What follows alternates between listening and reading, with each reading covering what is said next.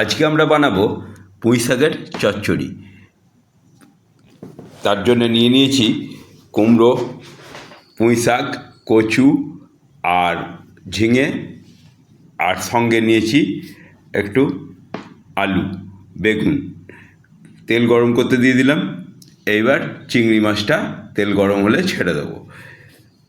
এই তেল গরম হয়ে এসছে, চিংড়ি মাছটা ছাড়ছি। ছেড়ে দিলাম চিংড়ি মাছ। চিংড়ি মাছগুলো দেখবেন একটু লাল লাল হবে আর গুটিয়ে হয়ে যাবে, গুটিয়ে গুজিয়া হয়ে যাবে, তখন তুলে নেবেন। আচ্ছা, এবার বড়িটা ভেজে রাখলাম। এবার চাপিয়ে দিয়েছি একটু তেলে একটু ফোড়ন দিয়ে পুঁই শাক আর আলুটা একটু নাড়াচাড়া করে নিয়ে এইবার দিয়ে দেবো সব আনাজগুলো দিয়ে একটু উল্টে পাল্টে দিয়ে ডান দিক থেকে বাঁ দিক আর বাঁ দিক থেকে ডান দিক, যেমন ফুটবল খেলা হয়, সেইরকমভাবে হালকা হালকা পাস দিয়ে এবার দিয়ে দেবো একটুখানি চাপা দিয়ে একটুখানি ভেপে গেলেই ওতে আমরা নুন, লঙ্কা, হলুদ, জিরে গুঁড়ো আর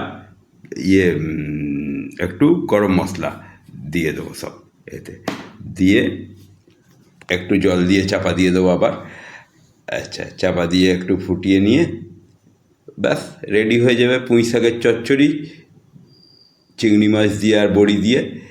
এবার বড়ি আর চিংড়ি মাছটা দিয়ে মিশিয়ে নেবো ভালো করে। হয়ে গেল, দেখুন রেডি হয়ে গেল আমাদের। এইভাবে আপনারাও বানান আর খান আর পরিবারের সকলকে খাওয়ান, দেখবেন পরিবার আপনাকে মাথায় করে রেখেছে।